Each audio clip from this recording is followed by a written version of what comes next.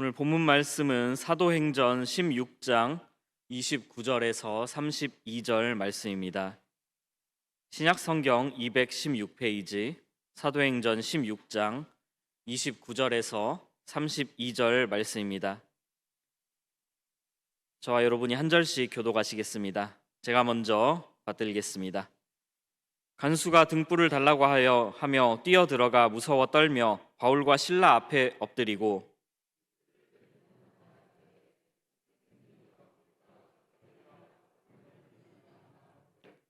이르되 주 예수를 믿으라. 그리하면 너와 내 집이 구원을 받으리라 하고 모든 사람에게 전하더라. 아멘. 오늘 우리가 함께 읽은 본문의 말씀은 바울과 실라가 한 사건으로 인하여서 옥에 갇혔을 때에 일어난 일이 기록되어 있습니다. 이 사건을 먼저 간단하게 되짚어 보겠습니다. 바울과 실라는 전도 여행을 하던 중에 한 귀신 들린 여자를 만나게 되었습니다. 그 여자는 귀신 들려서 점을 치는 여자였는데 점으로 주인에게 이득을 주는 사람이었습니다. 그런데 이 여자가 바울과 실라를 보고는 따라다니면서 소리를 지릅니다. 이 사람들은 지극히 높은 하나님의 종으로 구원의 길을 전하는 사람들이다라고 소리를 지르면서 따라다닙니다. 여러 날을 이렇게 따라다니면서 소리를 지르니까 바울이 괴로워하다가 그 여자에게서 결국 귀신을 쫓아내게 되었습니다. 그러자 여인이 귀신 들려서 치는 점으로 인해서 수익을 보고 있던 자들이 바울과 실라를 고발하고 바울과 실라는 매 맞은 후에 옥에 갇히게 됩니다. 그런데 밤중에 갑자기 지진이 나서 옥터가 움직이고 문이 다 열리고 사람들을 결박하던 것이 벗겨지는 사건이 일어나게 됩니다. 이를 본 간수는 죄수들이 도망한 것으로 생각하였습니다. 감옥이 무너졌으니까 당연히 도망갔다고 생각했겠죠. 간수는 죄수가 도망함으로 인하여 자기가 받게 될 형벌이 두려웠습니다. 그래서 자결을 하려고 합니다. 그 순간 바울과 실라가 간수를 부르고 자신들은 도망치지 않았으니까 멈추라고 말합니다. 이 일을 겪은 간수는 바울과 실라 앞에 엎드려서 어떻게 하면 구원이 임하느냐 물었고 결국 그와 온 집이 하나님을 믿게 되었습니다. 이것이 오늘 본문 사건의 전반적인 내용입니다. 오늘 본문은 놀라운 말씀이 연속으로 등장하고 있습니다. 지진으로 감옥 문이 열린 것도 놀랍고 메인 것이 저절로 벗겨진 것도 놀랍습니다. 그러나 가장 놀라운 것은 불신자가 먼저 다가와 구원의 길이 어디 있는지 물었다는 것입니다. 제가 어릴 때만 해도 이런 분들이 종종 있었습니다. 인생의 해답을 찾아서 구원의 길을 찾아서 스스로 교회 문턱을 넘어서 들어오시는 분들이 종종 계셨습니다. 물론 지금도 이런 사람들은 존재하지만 확실히 과거에 비해서는 보기가 힘들다는 생각이 들곤 합니다. 안타깝게도 한국 교회 교인은 그 숫자가 줄어만 가고 있습니다. 초심자가 새로 유입되는 경우가 적습니다. 최근 10여 년간의 통계에 따르면 고신이 포함된 한국 주요 개신교 교단의 성도 숫자는 점차 감소하는 중입니다. 물론 인원의 많고 적음만으로 한국 교회의 상황을 판단하는 것은 옳지 않습니다. 그러나 현 상황을 이해하는 데 참고할 수 있는 한 부분일 것입니다. 어쨌든 우리가 지금 느끼기에는 하나님의 사랑이, 복음이 힘이 있고 강력한데 그 영향이 어떻게 줄어갈 수 있는지 저는 참 의아한 일입니다. 하나님의 놀라운 사랑을, 역사를 체험하면 저 간수처럼 구원의 길을 어떻게 가냐고 달라붙어야 정상이 아닙니까? 우리가 받고 있고 느끼는 하나님의 사랑이 이렇게 완벽하고 놀라운데 그 사랑의 영향력이 줄어드는 것은 혹시 우리가 그 사랑을 온전히 전하지 못하는 것은 아닌지 생각해 볼 문제가 아닌가 싶습니다. 세상 사람들이 주님의 사랑을 온전하게 체험하지 못했기 때문에 구원의 길에 관심이 없는 것은 아닐까요? 요즘 전도하기가 예전에 비해 너무 어렵습니다. 세상은 점점 자기 자신에게만 집중합니다. 자신의 일, 자신의 감정, 자신의 취미, 자신의 가족, 자신의 이득, 이런 것에 세상은 점점 집중해 가고 있습니다. 자기 자신으로 가득 차 있는 그 마음에 교회와 복음이 비집고 들어갈 틈이 점점 좁아지고 있습니다. 또 끊임없이 교회를 음해하는 악한 세력들로 인해 교회의 이미지도 예전과 같지가 않습니다. 제가 어릴 때는 친구를 교회에 데리고 오기가 정말 쉬웠습니다. 교회에 가자는 약속 같은 것도 할 필요가 없었습니다. 그냥 주일날 아침에 그 친구 집 앞에 가서 누구야 교회 가자 하고 부르면은 그 친구네 엄마가 그 친구한테 다니엘이 교회 가자고 부른다 이렇게 전해주셨습니다. 물론 교회보다는 노는 것이 주 목적이었지만 어쨌든 교회로 인도하는 것이 어렵지가 않았습니다. 요즘에 이렇게 하면 어떻겠습니까? 여기 저기서 들려오는 말을 들어보면 감사하게도 보내주시는 분들도 계시지만 우리 철수는 교회 안 간다 이런 대답이 들려오는 것이 더 많아졌습니다. 누구는 전화로 따지기도 합니다. 제가 대단한 식견이 있어서 이러한 실태를 파악하고 해결책을 제시하고 그랬으면 좋겠는데 그렇지 못해서 그냥 어느 날 정신 차려보니까 세상이 이렇게 되어 있었습니다. 자기 자신에게 집중하는 시대, 복음에는 관심이 없는 시대, 복음의 적대적인 시대, 이러한 시대에 우리가 복음을 전하는 것이 너무도 어렵게 느껴집니다. 그런데 주님의 복음을 이와는 비교도 되지 않는 혹독한 환경에서 전하는 사람들이 있습니다. 우리가 잘 아시다시피 바로 신약시대 초기의 전도자들입니다. 이들에게는 온 세상이 적이었습니다. 주님의 복음을 앞장서서 받아들여야 할 유대인조차 적이었고 세계를 호령하던 로마 제국이 적이었습니다. 신앙을 가졌다는 이유로 죽어야 하는 시대였습니다. 정말 많은 사람이 예수 그리스도를 영접했다는 이유로 억울하게 고통스럽게 죽었습니다. 하지만 우리가 잘 아시다시피 복음은 죽음의 위협 앞에서도 불길같이 번져갔습니다.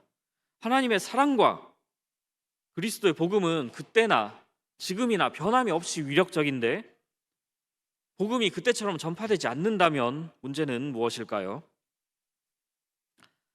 제가 옛날 이야기를 하나 들려드리겠습니다. 아주 오랜 옛날에 제가 21살 때 이야기입니다. 너무 오래돼서 기억도 잘 안 나네요. 제가 대학을 다니면서 인근에 있는 새우구이집에서 야간에 용돈벌이를 하였습니다. 죄송하지만 잠시 술 얘기를 좀 해보겠습니다. 술 이야기 한다니까 좋아하시는 분은 안 계시죠? 확인합니다. 술 이야기만 나오면 얼굴에 화색이 도시는 분들이 교회에도 계시더라고요. 어쨌든 일을 하다 보면은 손님들이 종종 술을 권합니다. 저는 2달 일하는 동안 손님들이 권하는 술을 단 한 잔도 마시지 않았습니다. 술을 안 받으면 손님들이 화를 내고 사장님이 말리러 오기도 하였습니다. 그런데 왜 제가 손님이 주는 술을 안 받았을까요? 당시 제 믿음은 이 종이장이랑 거의 비슷했습니다. 이게 고급형 AA 종이인데요. 이거보다 더 얇았을 수도 있습니다. 그럼에도 제가 단 한 잔의 술도 받지 않았던 이유는 삶에서 말씀을 지켜야겠다는 그 사명감, 그런 게 있었을 리가 없죠. 21살짜리가. 물론 성도로서 그런 사명감이 전혀 없는 건 아니었습니다. 있었습니다. 하지만 얇은 믿음으로 인하여서 그 사명감이 크지 않았습니다. 가장 큰 이유는 그 술이 그냥 싸구려 술이었기 때문입니다. 싸구려 소주였기 때문에 단 한 잔도 받지 않았습니다. 술 권하는 사람 중에 비싼 술을 권하는 사람을 제가 본 적이 없습니다. 물론 그런 사람들과 제가 접점이 없는 걸 수도 있겠죠. 어쨌든 다 당시 1,000원짜리 소주 한 잔에 200원 될까 말까 하는 그런 거를 권하면서 안 받으면은 다들 화내시더라고요. 아무리 믿음이 종이장이더라도 그래도 200원짜리 한 잔보다는 나았기에 그 술을 절대 받지 않았습니다. 그런데 만약에요, 그 당시 종이장 같은 믿음을 지니고 있던 21살 저에게 한 잔에 1,000만 원짜리 술을 권했다면 어땠겠습니까? 저는 생각했을 것입니다. 한 잔에 1,000만 원? 내 인생에 다시 없다. 내 평생에 이런 기회가 있을까? 분명히 없다. 일단 먹자. 주님 왜 이제 오셨습니까? 감사합니다. 뭐 어떤 주님인지는 뭐 잘 모르겠습니다. 뭐 이렇게 됐겠죠. 물론 지금은 물가도 좀 상승했고 믿음도 상승해서 뭐 이 정도 가격으로는 안 되니까 혹시 권해볼까 하신 분들 포기하시기 바랍니다. 제가 또 다른 이야기를 좀 해보겠습니다. 저는 커피를 좋아하지 않습니다. 사실 뭐 맛을 잘 모르겠고 또 먹으면 잠이 잘 오지 않아 가지고요. 제가 뭐 새벽기도 일어나기도 힘들고 해서 커피를 뭐 잘 마시지 않습니다. 그런데 커피를 굉장히 좋아하는 누군가가 이 사실을 알았습니다. 그래가지고 제게 네가 진짜 장인의 커피를 못 마셔봐서 그런다면서 굉장히 좋고 비싼 곳으로 저를 데려갔습니다. 저는 커피에 관심이 전혀 없었지만 비싸다고 하니까 쫄래쫄래 따라가가지고 싹싹 비웠습니다. 그날 커피 세 잔을 주는 대로 다 마셨습니다. 별맛 없더라고요. 그런데 단 한 방울도 남기지 않았습니다. 비싸다고 하니까요. 잠자기 어렵지 않을까? 그런 생각은 전혀 하지도 않았습니다. 내가 무언가를 싫어하더라도, 내가 무언가에 관심이 없더라도 그것이 귀한 것이라면 관심이 생기게 됩니다. 요즘 세상 사람들은, 세상은 교회에 기본적으로 부담을 가지고 있습니다. 제 주위에 이런 사람들이 있는데요. 교회에 대해 잘 모르고 교회에 부정적인 시선도 없습니다. 그 친구들은 보통 이렇게 말을 합니다.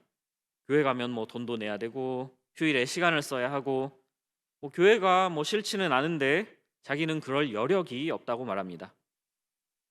그리고 교회를 왜 가는지 잘 모르겠고 자기 인생에서는 필요성을 잘 느끼지 못한다고 말합니다. 자기 자신에게 집중해야 하기 때문입니다.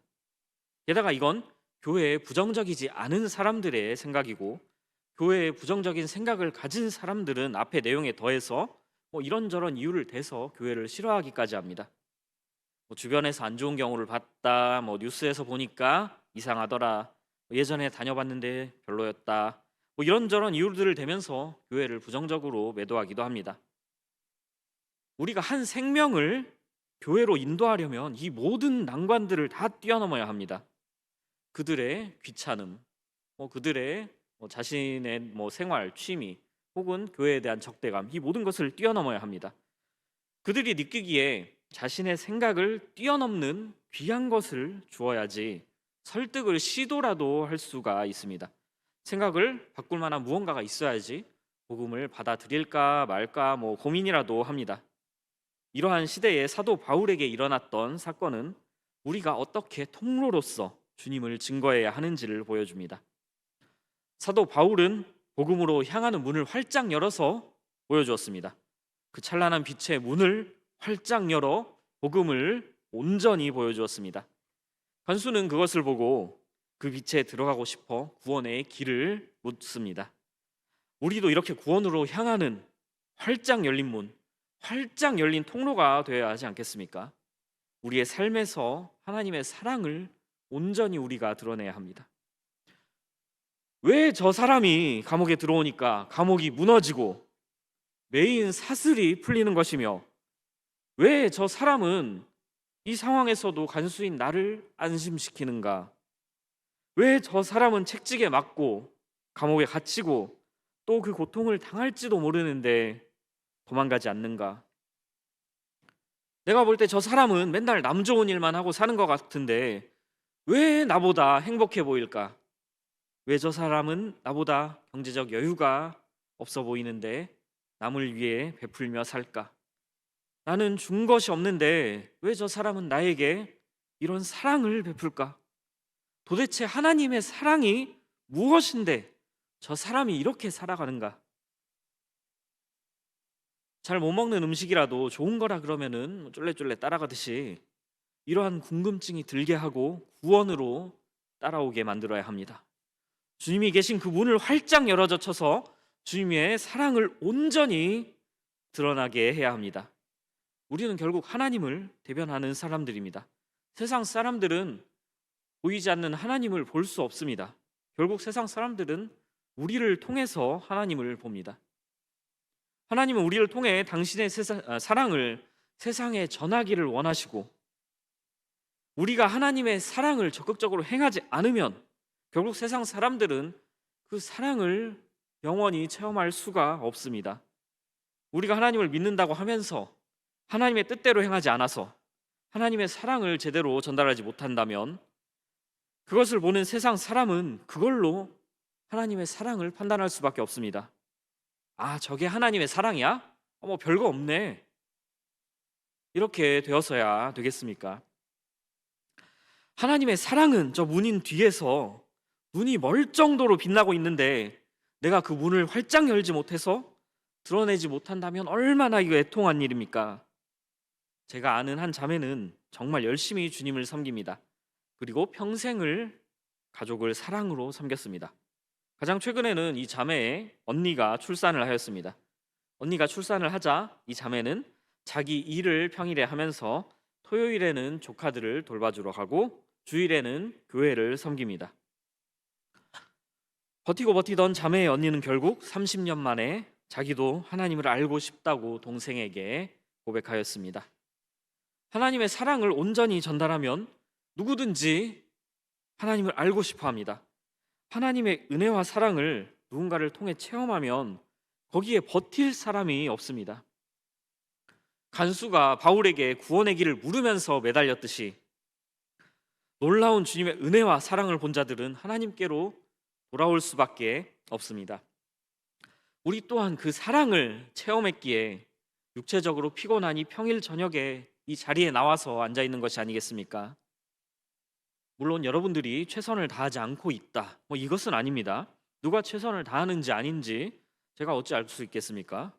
더구나 각자 상황이 다르고 사람도 다른데 어찌 감히 누군가의 노력이 부족하다, 최선을 다하지 않고 있다, 그렇게 말할 수가 있겠습니까?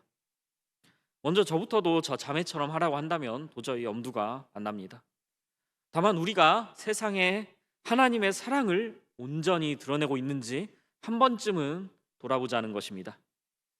다시 본문의 말씀으로 돌아가 보겠습니다. 그렇다면 사도 바울은 삶으로 하나님을 증거한 후에 어떻게 하였습니까? 구원의 길을 묻는 간수에게 무엇이라고 말합니까? 본문 31절은 이렇게 말합니다. 이르되 주 예수를 믿으라. 그리하면 너와 내 집이 구원을 받으리라 하고. 바울은 그리스도의 복음을 전하고 있습니다. 그런데 그냥 그런가 보다 하면 안 됩니다. 이 상황을 보아야 합니다. 바울은 지금 긍정의 언어로 복음의 핵심을 전달하고 있습니다. 그런데 사도 바울이 지금 긍정적인 언어로 복음을 전달할 상황입니까? 귀신을 쫓아서 사람을 살렸으면 칭찬을 받아야 마땅하지 잡아다 매를 때리는 것이 옳습니까? 더군다나 바울은 로마 시민인데 불법적으로 매를 맞은 상황입니다. 긍정의 언어, 복음의 언어 나오는 상황입니까? 좋은 말이 나오는 상황입니까? 또 간수에게는 또 얼마나 시달렸을까요? 우리들 같았으면 어떻게 했을까요? 바울은 자신의 상황이 어떻든지 하나님의 사랑과 구원을 조금도 손상시키지 않고 그대로 내보였습니다. 우리는 우리의 상황에 많은 영향을 받기도 합니다. 우리의 기분 상태에 따라 복음을 전하는 언어가 달라지기도 합니다. 우리가 처한 상황에 따라 하나님의 복음을 전할지 말지 결정하기도 합니다. 내가 지금 너무도 고통스러운 상황인데 복음을 온전히 전하기가 쉬운 일이겠습니까? 거기다가 하나님께서 이 세상의 눈으로 보기에는 불가능한 기적을 행하신 상황입니다. 어깨가 잔뜩 올라가가지고 야, 너 봤지? 구원 얻고 싶어? 이럴 만하지 않습니까? 바울은 이러한 상황에도 하나님의 방법대로 복음을 전했습니다. 하나님 사랑, 이웃 사랑의 계명 안에서 복음을 전했습니다. 행동했습니다. 바울의 상황에서 나올 법한 부정의 언어, 이런 것들이 전혀 없습니다. 바울의 상황에서 생길 법한 복음을 전하는 것을 포기하는 일, 이런 것이 전혀 없습니다. 그저 담담히 예수 그리스도의 구원을 사랑 안에서 전하였습니다. 간수뿐만 아니라 그 온 집의 복음을 전하였고 결국 간수의 온 집이 복음을 믿고 세례를 받고 구원을 얻게 되었습니다. 성경에는 이보다 더 하나님의 사랑을 완벽히 드러내며 복음을 전하시는 분이 또 등장합니다. 바로 우리의 구원자 되시는 예수 그리스도입니다. 예수님께서는 언제나 복음을 전하실 때에 사랑 안에서 복음을 전파하셨습니다. 죽기까지 우리를 사랑하셨습니다. 우리는 복음을 전하며 예수님의 모습을 닮아가고 있습니까? 하나님의 사랑은 끝없이 밀려 들어오는데 내가 문을 활짝 열고 그 사랑을 전해야 하는 통로인데 내가 그 문을 활짝 열고 있습니까? 내 상황에 따라 복음을 조금 달리 전하지는 않았습니까? 네가 교회 안 다니니까 그렇게 되는 거야 라고 말하며 오히려 복음의 문을 살짝 닫지는 않았습니까? 사랑의 문을 열었다가 반응이 영 별로면 안 되겠구나 하면서 닫아버리지는 않았습니까? 우리가 하나님의 사랑을 온전히 드러내지는 못하고 문을 닫고 멈춰 있지는 않습니까? 우리가 알아야 할 것은 우리 모두에게 사명이 있다는 것입니다. 하나님의 사랑을 온전히 드러내는 것은 우리의 사명이 아닙니다. 나 개인의 사명입니다. 하나님께서는 우리 각각에게 주님의 사랑을 또 주님의 복음을 주님을 세상에 증거할 사명을 주셨습니다. 달란트를 받은 종의 이야기를 우리가 모두 잘 알고 있습니다.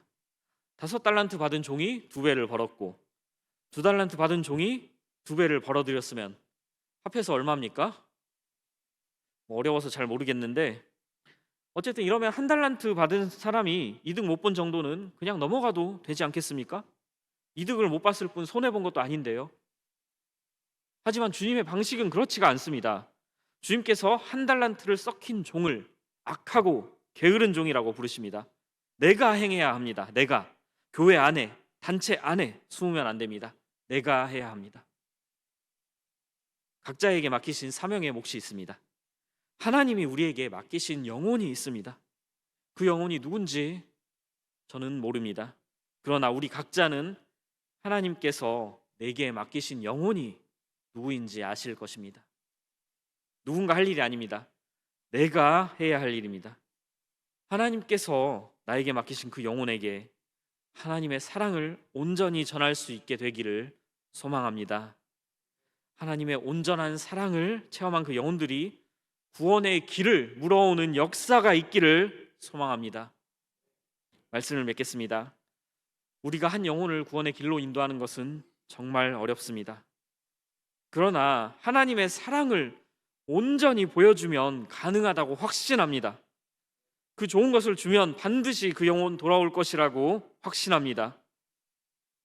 우리가 그것을 받은 증거 아닙니까? 그렇기 때문에 우리가 성도로서 이 자리에 존재하고 있는 거 아닙니까? 저와 여러분이 혹시라도 조금이라도 닫힌 문이었다면 이 시간부터 주님의 사랑을 향한 활짝 열린 문이 되었으면 좋겠습니다.